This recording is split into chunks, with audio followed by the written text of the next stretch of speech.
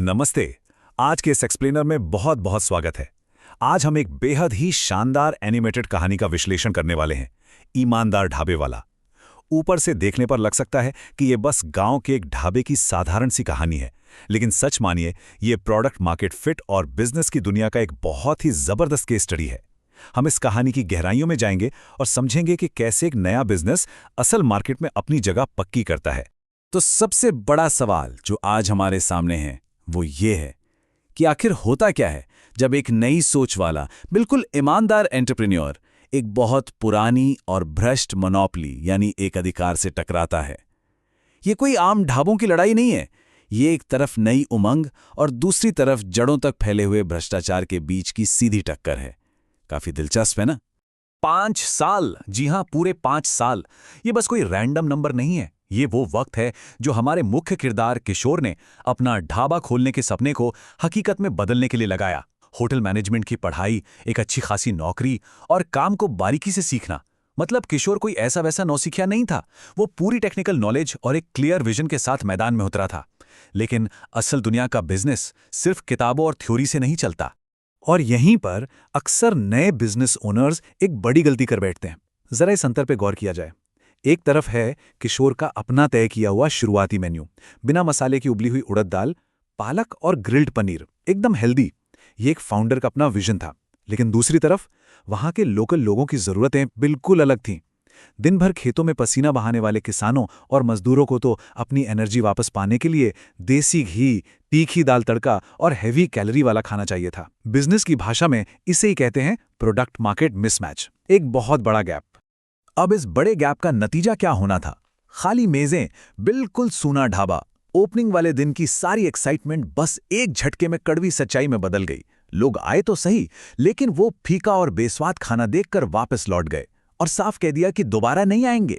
किसी भी बिजनेस के लिए ये एक बुरे सपने जैसा है। और मजे की बात देखिए, इसी बात का फायदा उठाकर गांव के उस पुराने ढाबे वाले अंबर ने किशोर का खूब मजाक उड़ाया। ये खाली ढाबा इस बात का जीता जागता सबूत था कि अगर प्रोडक्ट मार्केट की डिमांड से मैच नहीं करता तो धंधा नहीं चल सकता। अब जरा अंबर के बिजनेस मॉडल पे नजर डालते हैं कि आखिर वो काम कैसे करता था। सालों से गांव में कोई और ढाबा था ही नहीं, इसलिए उसके मोनोपोली मैकेनिक्स यानी एकाधिकार चलाने के तरीके सच में डरावने थे। रसोई में भयंकर गंदगी, पैसे बचाने के लिए खाने में मिलावट, और क्योंकि कोई कंपटीशन नहीं था इसलिए उसमें कूट कूट के घमंड भरा हुआ था। ये साफ दिखाता है कि जब मार्केट में कोई दूसरा ऑप्शन नहीं होता तो क्वालिटी का क्या हाल होता है और कस्टमर्स को कैसे मजबूरन समझौता करना पड़ता है। खैर, यहां पर कहानी एक बहुत ही दिलचस्प और थोड़ा सुपरनैचुरल मोड़ लेती है। परेशान और निराश किशोर को एक अनदेखा मेंटोर मिलता है, राजू का भूत। राजू जो खुद कभी एक ढाबा चलाता था। राजू एक ऐसी बात कहता है जो किसी भी बिजनेस का सबसे बड़ा मूल मंत्र है। वो कहता है कि धंधा तब सफल नहीं होता जब मालिक अपनी पसंद की चीजें लोगों पर थोपता है, बल्कि कामयाबी तब मिलती है जब वो लोगों को उनके मन की चीजें देता है। कितनी गहरी बात है। ये एक लाइन पूरे बिजनेस के उसूल को समझा देती है। और राजू की इसी सलाह के बाद शुरू होता है असली गेम, द मेन्यू पिवट। किशोर को अब समझ आ चुका था कि उसे अपने नजरिए से नहीं बल्कि अपने कस्टमर्स यानी उन मेहनती किसानों के नजरिए से सोचना होगा। खेतों में इतनी कड़ी मेहनत करने वालों को कोई फैंसी सलाद नहीं बल्कि थकान मिटाने और ताकत वापस पाने के लिए घी से लबालब भारी खाना चाहिए। इस पूरे बदलाव का सीधा सा मतलब था फाउंडर सेंट्रिक सोच से बाहर निकलकर वहां के लोगों की असल जरूरत को पूरा करना। और इसका रिजल्ट बिल्कुल शानदार। किशोर ने अपने मेन्यू में असली पालक पनीर और दाल तड़का शामिल किया, वो भी एकदम शुद्ध देसी घी के साथ। जैसे ही स्वाद बदला, कस्टमर्स की खुशी का कोई ठिकाना नहीं रहा। और फिर क्या था? वर्ड ऑफ माउथ, यानी लोगों ने ही एक दूसरे को बताना शुरू किया और बिजनेस रॉकेट की तरह बढ़ने लगा। साथ ही किशोर ने अपनी नैतिकता को भी जिंदा रखा। उसने गरीब और भूखे लोगों को मुफ्त में खाना खिलाया, जिससे पूरे गांव में उसकी एक बहुत ही मजबूत और अच्छी साख बन गई। लेकिन देखिए, जहां कामयाबी होती है वहां जलन भी पैदा हो ही जाती है। अंबर के पास अपने कॉम्पिटिटर्स को कुचलने की एक पुरानी आजमाई हुई प्लेबुक थी। पता है, सालों पहले जब राजू का ढाबा पॉपुलर होने लगा था तब अंबर ने ठीक यही हथकंडा अपनाया था। पहले छुपकर दुश्मन के खाने में मिलावट करो, फिर जाकर सरपंच से झूठी शिकायत कर दो और आखिर में उसे परिवार समेत गांव से बाहर निकाल फेंको। ये एक सेट पैटर्न था किसी भी नए कंपटीशन को जड़ से खत्म करने का। और अब अंबर यही क्रूर तरीका किशोर पर आजमाने की फिराक में था। हालांकि इस बार बाजी पलट गई। रात के अंधेरे में जब अंबर का बेटा पिंटू किशोर की रसोई का ताला तोड़कर खाने में मिलावट करने के लिए अंदर घुसता है, तो वहां राजू की आत्मा पहले से मौजूद होती है। राजू की भयानक आवाज सुनकर पिंटू और उसके साथी बुरी तरह डर जाते हैं और वहां से दुम दबाकर भागते हैं। एक अनदेखे मेंटर ने एक अच्छे बिजनेस को बर्बाद होने से बचा लिया। एकदम रोंगटे खड़े कर देने वाला पल। अब यहां स्थिति काफी पेचीदा हो जाती है। जब कोई गाइड एक भूत हो और दुश्मन गांव का सबसे ताकतवर और चालाक आदमी, तो उस दुश्मन की साजिश को साबित कैसे किया जाए? भरी पंचायत में खड़े होके कोई ये तो नहीं कह सकता ना कि एक भूत ने चेतावनी दी है। कोई यकीन ही नहीं करेगा। और यहीं से ये एक्सप्लेनर अपने सबसे बड़े क्लाइमैक्स की तरफ बढ़ता है। अंबर इतनी आसानी से हार मानने वालों में से नहीं था। अगले दिन सरपंच के सामने पूरी पंचायत बैठती है और अंबर क्या करता है? वो गांव वालों के डर को ही अपना हथियार बना लेता है।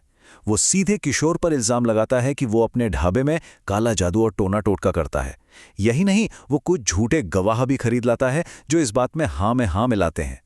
ये भीड़ की साइकोलॉजी और उनके अंधविश्वास का फायदा उठाकर एक उभरते हुए ईमानदार बिजनेस को खत्म करने की एक बेहद शातिर चाल थी। लेकिन वो कहते हैं ना, जरूरत से ज्यादा कॉन्फिडेंस अक्सर इंसान को ले डूबता है। बस यही अंबर के साथ हुआ। पंचायत से एक रात पहले अपने उसी अहंकार में चूर होकर अंबर ने किशोर के सामने अपना जुर्म कबूल कर लिया था। उसने बड़े घमंड से कहा था, हाँ, मैंने और मेरे बेटे ने राजू और तुम्हारे साथ ये सब किया, पर तेरी बात मानेगा कौन? उसे पूरा यकीन था कि सत्ता और पैसे के दम पर सच्चाई कभी बाहर नहीं आ पाएगी। और ठीक इसी पॉइंट पर पूरा गेम पलट जाता है।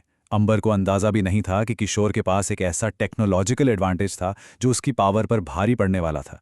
एक सिंपल सा मॉडर्न मोबाइल फ़ोन जो किशोर को शहर के एक दोस्त ने गिफ्ट किया था।